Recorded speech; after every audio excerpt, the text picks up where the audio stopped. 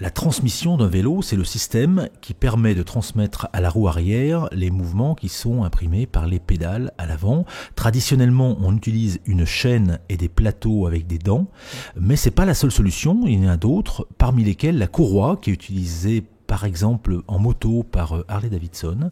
La courroie, ça utilise donc des couronnes qui possèdent des crans et des trous. La courroie elle-même est crantée. Et les crans de la courroie viennent s'enficher dans la couronne et de l'autre côté dans le pignon qui est à l'arrière.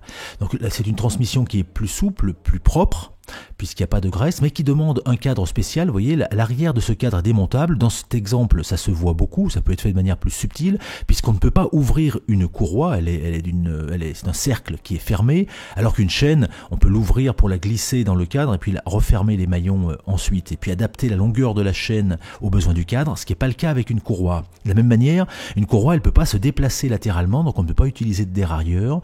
Donc on peut avoir des systèmes à pignon fixe ou à roue libre, classique, comme c'est très à la mode en ce moment, ou bien utiliser une boîte de vitesse, comme c'est le cas sur ce modèle. Vous voyez, la courroie entraîne un seul pignon qui lui-même entraîne la boîte de vitesse qui est dans ce gros moyeu, et donc ça permet d'avoir une transmission complète avec des vitesses, exactement comme l'on a avec un vélo équipé d'une chaîne et d'un dérailleur.